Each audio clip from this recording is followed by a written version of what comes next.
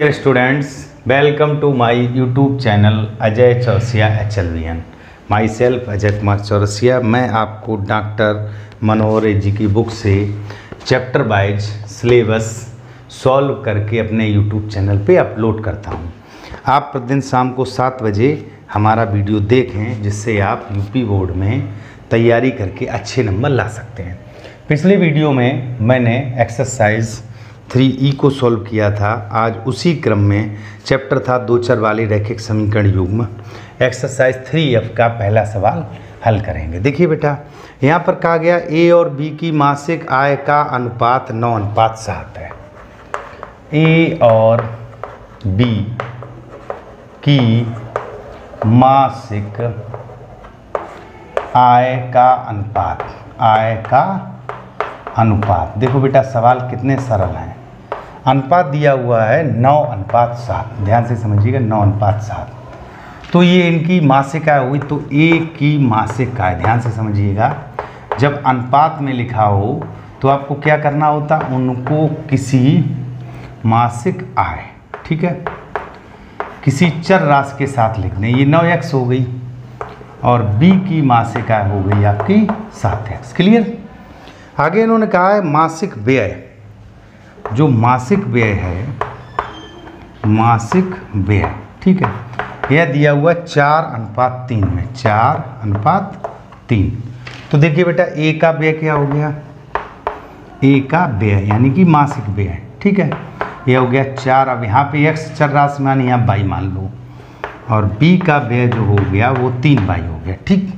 अब बात इन्होंने कही, यदि उनमें से प्रत्येक 200 मासिक बचाता है तो प्रत्येक मासिक आय बताए। देखो बेटा, प्रत्येक 200 मासिक बचाता है, इसका मतलब इन लोगों की बचत जो है 200 रुपया। ध्यान दीजिएगा बेटा, पहला व्यक्ति जिसका नाम है A, वो 9x रुपये कमाता है और 4y रुपये खर्च कर देता है। तो आय में से जब व्यय घटेगा तभी तो बचत आएगी। तो 9x और -4y इज इक्वल 200, ये आपकी समीकरण 1 हो गई। चूँकि प्रत्येक 200 बचाता है, इसका मतलब दूसरा भी 200 रुपये बचाएगा। कैसे? इसकी आय है 7x, व्यय है 3y, तो 7x - 3y is equal 200। Clear. समीकरण 2 हो गई। अब देखिए बेटा, दोनों के इक्वेशन को सॉल्व करके मुझे x y के मान निकालने हैं। तो देखो यहाँ पर 3 का, यहाँ पर 4 का, तो समीकरण 1 में आप करोगे, समीकरण 1 में यहाँ पर देखिए बेटा 4 है तो 3, तथा समीकरण 2 में 4 का गुणा करके, अब ध्यान देना बेटा, हम मल्टीप्लाई तो करेंगे, लेकिन यह हमको यह भी ध्यान रखना कि चिन्ह हमारे एक जैसे हैं तो घटाने पर, और अगर विपरीत चिन्ह होते तो जोड़ने पर। यह बात पीछे से आपने सीख रखी। देखिए बेटा, समीकरण 1 में 3 का गुणा किया तो 3 का 9 में किया तो 27x हो गया, -3 का 4 में किया तो 12y हो गया, अब 3 का इसमें किया तो 600 हो गया। क्लियर। अब दूसरे में हम कर रहे हैं 4 का, तो 4 का 7 में किया तो 28, -4 का 3 में किया तो 12y, 4 का 2 में किया तो 800। क्लियर।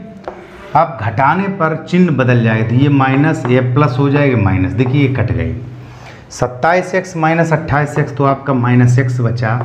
इधर देखिए 600 - 200 -800 तो -200, तो x बराबर भी 200 रुपये आया। क्लियर।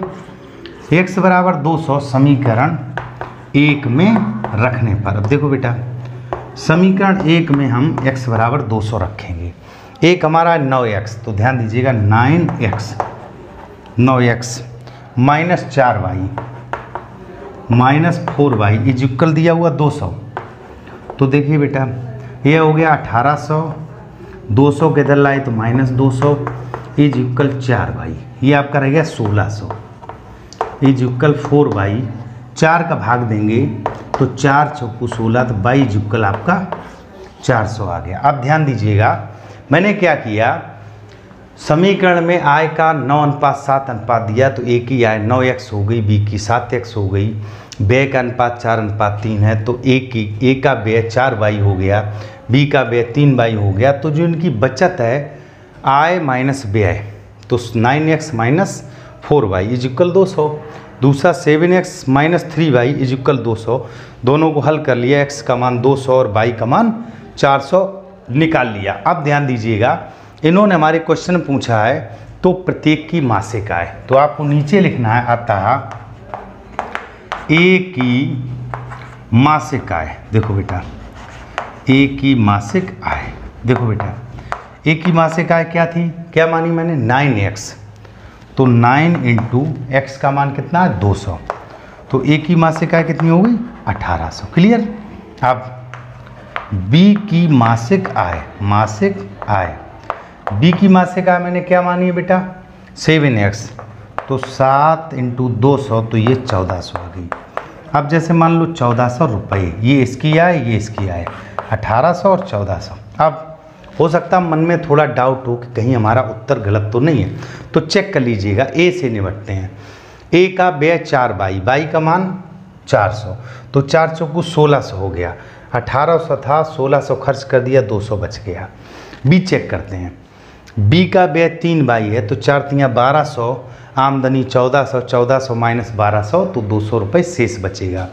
तो इस प्रकार डियर स्टूडेंट्स, आपने देखा कि एक बहुत ही अनुपात में दिया था, तो अनुपात दिया हो तो उनको हमेशा चर राशि में मानेंगे। जैसे यहाँ पर एक चर राशि x मान ली, तो इसमें y मान ली। आप इसका स्क्रीनशॉट ले लीजिएगा।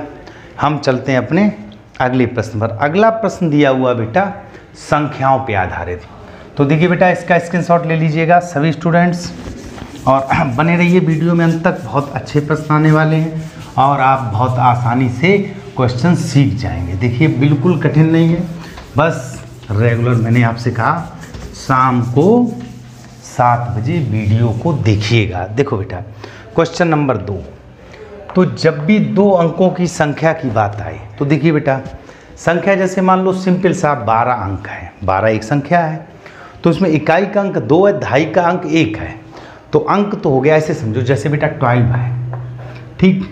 तो ये आपका हो गया इकाई का अंक और ये हो गया दहाई का अंक, ठीक है, दहाई का अंक।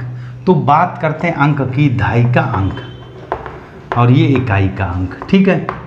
तो इकाई का अंक 2 है, दहाई का अंक 1, लेकिन बेटा 1 2 से थोड़ी, दहाई हमेशा 10 की होती है, तो इसको 10 गुणे 1 और प्लस 2 करेंगे तभी तो 12 आएगा। तो आपको जब भी अंकों की संख्या वाला सवाल आए तो आपको यह ध्यान रखना है कि दहाई 10 की होती है। तो आप लिखोगे माना कि इकाई का अंक, माना कि इकाई का अंक 22, इकाई का अंक 22 और दहाई का अंक देखो जे आपने मान लिया इकाई का, ठीक, और दहाई का अंक x है। तो आपकी संख्या क्या होगी, देखिए बेटा हम जानते हैं दहाई 10 की होती है, तो 10x प्लस 22। जैसे देखो एग्जाम्पल के लिए यहाँ पर बेटा जैसे 12 था, तो देखिए एक अंक था आपका दहाई का, तो 10 गुणे 1 10x हो गया प्लस 22 2, तो 10 और 2 12 हो गया। तो कहने का अर्थ ये दहाई का हमेशा 10 की होती है, इकाई 1, तो ये संख्या होगी 10x प्लस 22। इतने में तो कोई डाउट नहीं। अब देखिए बात करते हैं बेटा, इन्होंने कहा 2 अंकों की संख्या के अंकों का योग 9 है। देखो बेटा यहाँ पर दिया है अंकों का योग, ये दिया हुआ 9, बहुत ध्यान समझिएगा बेटा। अब शब्द है यहाँ पर अंक हमारा 1 है, y 1 है, x। जब संख्या की बात आई तो दहाई 10 की, अंक तो हमारा बेटा x और y है, तो यहाँ पर हो गया x plus y is equal 9, that's equation first. Clear. आगे इन्होंने दिया हुआ है इस संख्या का 9 गुना, संख्या हमारी ये है, देखिए 10x प्लस वाई, इस संख्या का 9 गुना मतलब 9 का मल्टीप्लाई, इस संख्या का 9 गुना संख्या को अंकों के पलटने पर बनी संख्या का 2 गुना।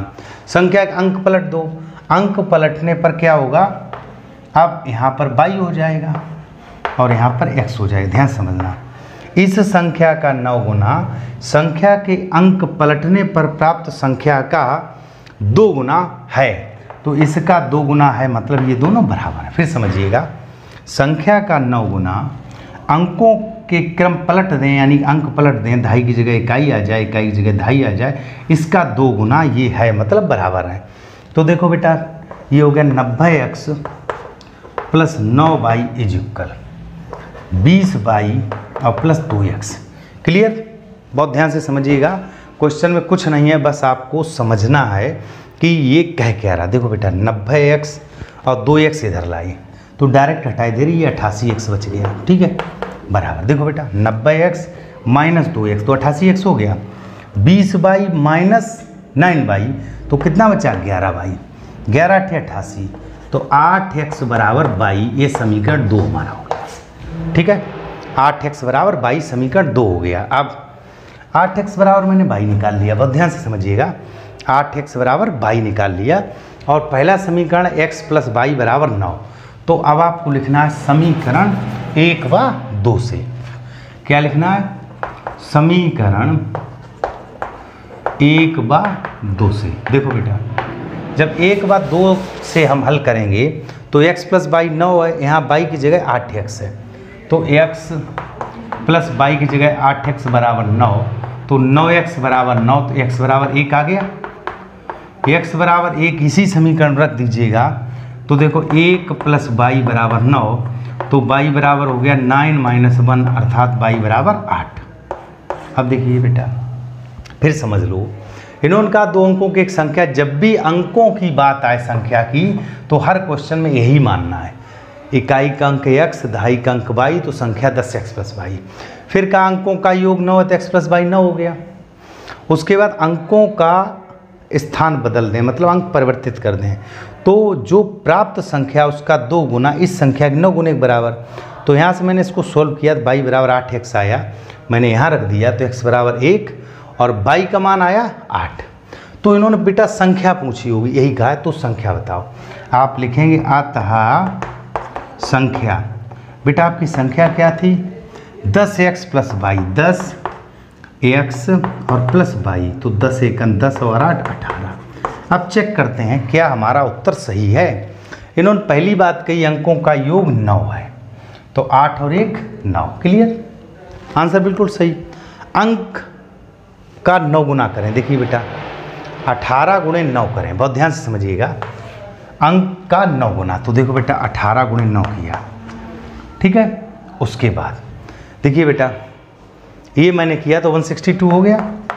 आगे फिर इन्होंने कहा अंक पलट देने पर, अंक पलट दीजिएगा, तो जो 18 था पलटने पे क्या हो गया 81, इसका 2 गुना, इसका 2 गुना कर लीजिएगा।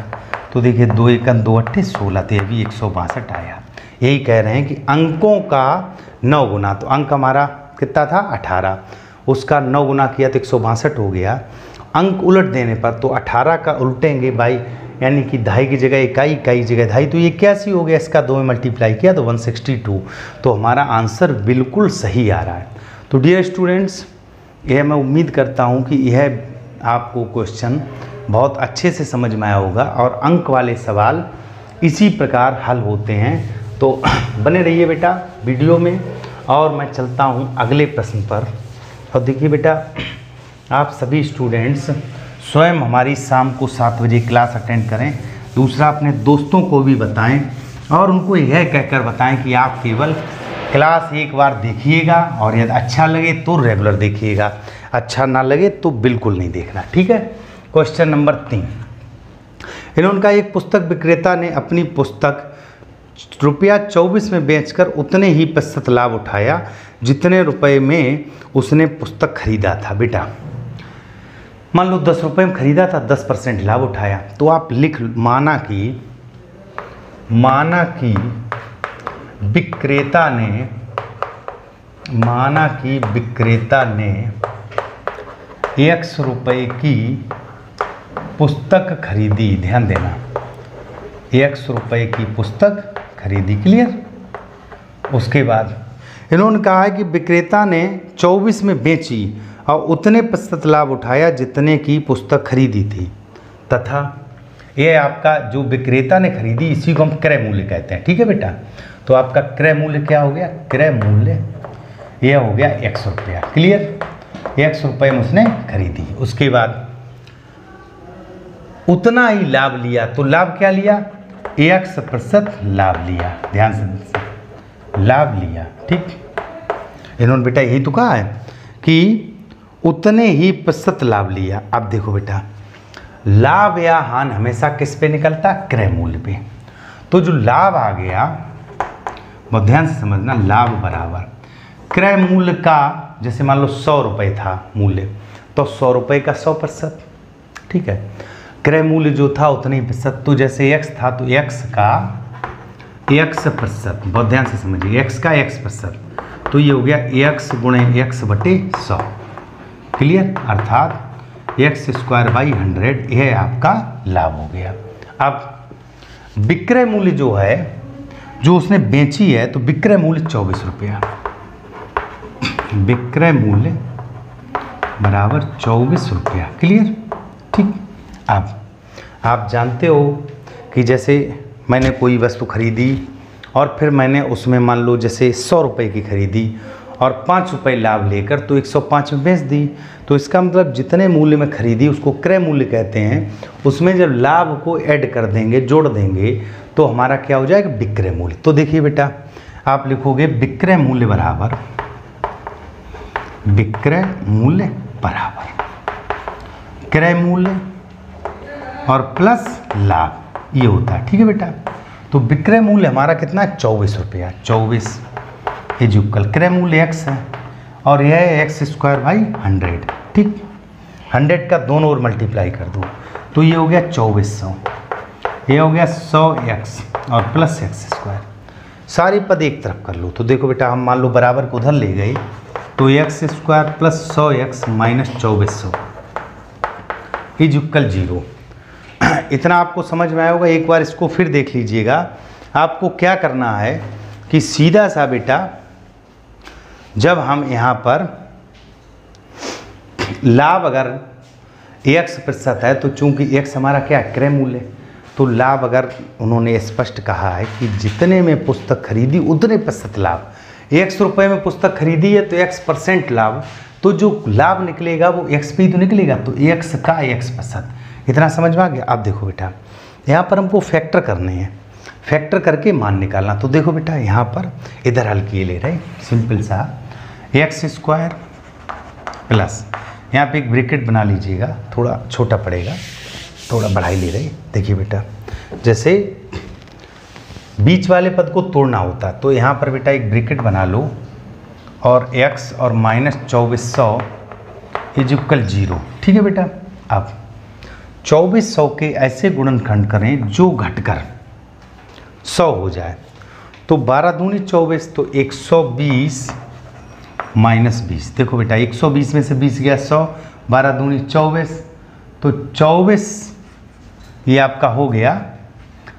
इसका मल्टीप्लाई देखिए, 2400 हो रहा है और 120 में से 20 गया तो 100। तो देखिए x² plus 120x minus 20x minus 2400 बराबर 0। इन दोनों में x कॉमन ले लो तो x प्लस 120, इन दोनों में माइनस का 20 कॉमन ले लो तो x प्लस 120 बराबर 0। तो देखिए बेटा, x प्लस 120 हो गया और x माइनस 20 हो गया इक्वल 0। तो देखिए, सबसे पहले लिखेंगे यदि x प्लस 120 बराबर 0, तो x बराबर माइनस 120, निगेटिव वैल्यू हमको लेनी नहीं है। तो फिर आप लिखोगे यदि x माइनस 20 बराबर 0, तो x बराबर 20, ये हमको पॉजिटिव वैल्यू लेनी है। तो आप नीचे लिखेंगे अतः किताब का, इन्होंने क्या पूछा बेटा, इन्होंने ये पूछा है कि पुस्तक का क्रय मूल्य, अतः पुस्तक का क्रय मूल्य। बेटा मैंने क्या माना था, 100 रुपया माना था, तो कितना हो गया, 20 रुपये। 20 रुपये। अब थोड़ा हम चेक कर लेते हैं कि क्या हमारा उत्तर सही है। जैसे बेटा ध्यान देना, 20 रुपये क्रय मूल्य था, अब 20 का 20% निकालिए। तो देखो बेटा, 20 का 20%, तो 20 गुणे 20 बटे 100, तो कितना हो गया, 4 हो गया। तो 20 रुपया प्लस 4 रुपया, तो कितना, 24 रुपये हमारा विक्रय मूल्य था। आंसर 100% सही है। क्लियर? तो डियर स्टूडेंट्स, बहुत कायदे से इसका आप स्क्रीनशॉट ले लीजिएगा और बहुत ही सरल प्रश्न है। बने रहिए वीडियो में अंत तक और आप बहुत आसानी से सीख जाएंगे। ठीक है बेटा, अगले प्रश्न पर हम चलते हैं। इसको देखिएगा वीडियो में। बस रेगुलर मैंने आपसे कहा कि शाम को 7 बजे हमारी क्लास होती है और उस क्लास को आप अटेंड करेंगे तो यकीन मानिए गणित जो है बहुत आपका अच्छा हो जाएगा, एकदम खाने वाला हलवा जैसा हो जाएगा, बहुत अच्छा लगने लगेगा। देखिए बेटा, क्वेश्चन नंबर 4, जो भी गणित का डर है वह भी भाग जाएगा। क्वेश्चन नंबर 4 में कहा 5 पेंसिल 7 कलम 50 रुपये की, 7 पेंसिल 5 कलम 46 रुपये की, 1 पेंसिल और 1 कलम। तो सबसे पहले आप लिखोगे माना कि एक पेंसिल का मूल्य, माना कि एक पेंसिल का मूल्य, बहुत ध्यान समझिएगा बेटा, 100 रुपया। ठीक है, और एक कलम का मूल्य 22 रुपया। ठीक है बेटा, बिल्कुल सिंपल। अब इन्होंने कहा 5 पेंसिल 7 कलम, 5 पेंसिल और 7 कलम। ठीक है, 5 पेंसिल और 7 कलम कितने रुपए की हैं बेटा? 50 रुपये की। ठीक, तो यहाँ से हमको एक समीकरण बन गया कि 5x + 7y = 50, समीकरण नंबर 1। फिर इन्होंने कहा है 7 पेंसिल और 5 कलम। देखो बेटा, अब पेंसिल हो गई कितनी? 7। पेंसिल कितनी हो गई? 7। 7 पेंसिल और 5 कलम, ये कितने की? 46 रुपये की। बहुत ध्यान से समझिएगा, 7 पेंसिल 5 कलम 46 रुपये की। तो यहाँ पर देखिए बेटा, ये हो गया 7x + 5y = 46। ये इक्वेशन 2 हो गया। अब देखो बेटा, दोनों समीकरणों को हल करना है तो बेटर विकल्प है या तो y को बराबर कर लो या x को। तो समीकरण 1 में 7 और समीकरण 2 में 5 का गुणा करके ध्यान दीजिएगा, 1 में कितने का किया? 7 का। समीकरण 1 में 7 का कर दिया। ठीक है बेटा, तो यहाँ 35 हो जाएगा, x बराबर हो जाएगी। और 2 में करेंगे 5 का। 2 में अब चूंकि चिन्ह बराबर हैं तो इनको क्या करेंगे? घटाने पर। बहुत ध्यान समझिएगा, 1 में किसका किया? 7 का, तो 7 बना 35, 35x + 7 × 7 = 49y = 7 35 350। दूसरे में आपने 5 का मल्टीप्लाई किया तो 5 × 7 = 35x। ठीक, प्लस इसमें किया तो 25y = इसमें किया तो 5 का 30 और 5 को 20 और 3 23। ठीक है, चिन्ह समान लिया जाए घटाने पर, ये आपका कट गया। 49 - 25x, तो ये 25y, तो ये बचा 24y = बहुत ध्यान समझिएगा बेटा, कुछ नहीं है क्वेश्चन में। चूँकि विलोपन और प्रतिस्थापन विधि पहले आप सीख चुके हो, तो बस मैंने क्या किया, x के मान, अब जरूरी नहीं x का करो, आप चाहो y का बराबर कर लो, किसी एक मान को बराबर कर लीजिएगा। तो 49y - 25y 24y हो गया। यहाँ पर आपका 0 2 और 1 120 हो गया। तो y = 120/24, तो ये कितना आया? 5। y = 5 समीकरण 1 में रखने पर। ठीक है बेटा, समीकरण 1 में रख दीजिएगा तो 5x, ध्यान दीजिएगा, 5x + 7y, तो 7y बराबर कितना है? 50। ठीक, तो 5x बराबर हो गया 50, ये 7 बना 35, इधर जाएगा माइनस का, तो 5x बराबर आपका 15 आ गया। तो x बराबर 5 × 3 = 15।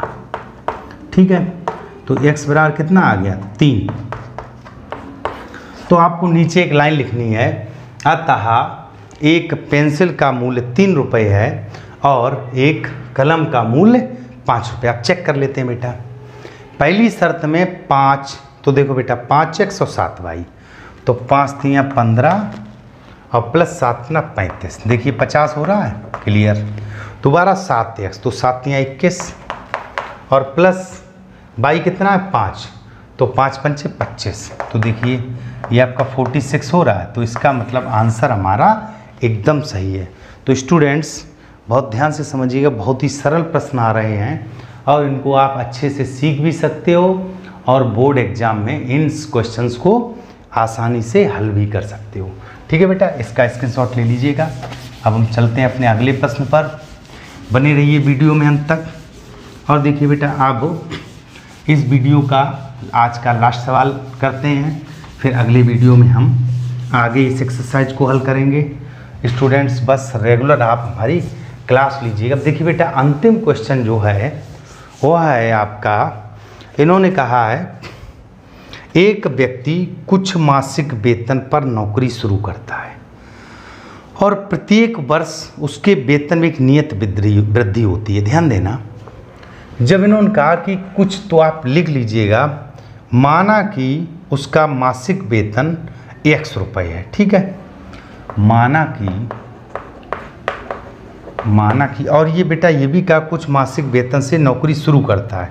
माना कि उसका वेतन, उसका क्या, व्यक्ति लिख लीजिएगा, व्यक्ति का है तो व्यक्ति लिख, माना कि व्यक्ति का वेतन X रुपये है। कितना है बेटा? X रुपया। ठीक है, और मासिक वृद्धि नियत वृद्धि है। एवं नियत वृद्धि का मतलब एक फिक्स अमाउंट है, वो बढ़ता है। एवं मासिक वृद्धि 22 रुपया है। क्लियर? यानी कि उसका X रुपये, जैसे मान लो मेरा वेतन 1 लाख रुपए है और अगर 5,000 हर साल बढ़ रहे हैं तो नियत वृद्धि 5,000, जैसे 1 लाख से 1 5 हुआ, फिर 1 10 हुआ, 1 15 हुआ। तो इसी तरह बेटा यहाँ पर एक व्यक्ति है, उसका वेतन X रुपये है और उसका मासिक वेतन जो वृद्धि है वो 22 रुपये मान लिया। अब इन्होंने कहा है बेटा, यदि 4 वर्ष बाद, देखो 4 वर्ष बाद, तो 4 वर्ष बाद उसका जो वेतन है तो वो 2200 रुपये। 4 वर्ष बाद वेतन 2200 रुपये। बहुत ध्यान समझिएगा, कुछ नहीं है सवाल में। 15 वर्ष बाद 2750। अब देखो बेटा, 4 वर्ष बाद कितना है बेटा? तो X रुपये तो उसको मिल ही रहे थे। 4 वर्ष में उसके वृद्धि में 4 वृद्धि हो जाएंगी, पहले साल में 1, दूसरे में 2, तीसरे में तीसरी, चौथे में चौथी। तो X + 4y = 2200, समीकरण नंबर 1। ठीक, आगे 15 वर्ष बाद वेतन, तो आप लिखोगे 15 वर्ष बाद वेतन, 15 वर्ष बाद जो वेतन है वो है 2750। ठीक, तो 15 वर्ष का मतलब X रुपये तो उसका था ही। 15 वर्ष में 15 इंक्रीजमेंट मिल गए, 15 वृद्धियाँ हो गई, तो + 15y = 2750, समीकरण नंबर 2। अब बेटा इन्होंने ये कहा है प्रारंभ में उसका वेतन क्या था और वार्षिक वृद्धि क्या है। देखो बेटा, प्रारंभ में उसका मतलब X का मान पूछा और वृद्धि 22, तो समीकरण 1 - 2 कर दो। समीकरण 1 - 2, चूँकि यहाँ दोनों बराबर हैं तो देखो चाहो तो आप डायरेक्ट कर दीजिए। देखो बेटा, यहाँ माइनस, यहाँ माइनस, यहाँ माइनस, 1 - 2 करेंगे तो x आपका कट जाएगा। 4y - 15y, तो माइनस का 11y। और ध्यान से समझिएगा, 2200 - 2750। अब देखो बेटा, 2200 ये था वेतन और ये 2750, और वो भी ये हो गया माइनस का, तो 22 5 27, तो माइनस का 550। तो y = -550 ओवर -11, तो 11 × 5 = 55, तो y = 50। इसका मतलब जो वार्षिक वृद्धि है वो 50 रुपये है, तो y = 50 समीकरण 1 में रखने पर। देखो बेटा, समीकरण 1 हमारा X + 4y = 2200। ठीक है, तो देखो बेटा X = 2200 तो उधर था ही, ये हो गया 5 × 4 = 20, मतलब 200। इधर प्लस का जब उधर जाएगा तो माइनस का 200, तो X = 2000। तो ध्यान दीजिएगा, आपको नीचे लिखना है अतः व्यक्ति का वेतन, अतः व्यक्ति का वेतन, जो वेतन है वह था 2000 रुपये, 2000 रुपये। क्लियर? अब वार्षिक वृद्धि जो कि नियत है वह कितनी बाई हमारी आई? 50। तो 50 रुपये की वार्षिक वृद्धि उसकी हो रही है, यानी कि इंक्रीजमेंट हर साल 50 रुपये लग रहा। अब देखिए बेटा स्टूडेंट्स, हम थोड़ा सा इस क्वेश्चन को क्रॉस चेक भी करेंगे कि हमारा उत्तर सही है या नहीं। देखो बेटा 4 वर्ष बाद 2000 रुपये, अभी 4 वर्ष बाद आपका 200 बढ़ जाएगा तो 2200 हो गया। 15 वर्ष बाद देखिए 2000, ये 15 अपना 75, 750, तो 2000 और 750 2750 हो गया। तो स्टूडेंट्स हमारा आंसर बिल्कुल सही है। और आप सभी स्टूडेंट्स, मैं आपको सिलेबस के अकॉर्डिंग पूरा कोर्स कराने के बाद अनसोल्व कराऊंगा, इम्पोर्टेंट कराऊंगा। रेगुलर शाम को आप 7 बजे हमारी क्लास लीजिएगा। धन्यवाद।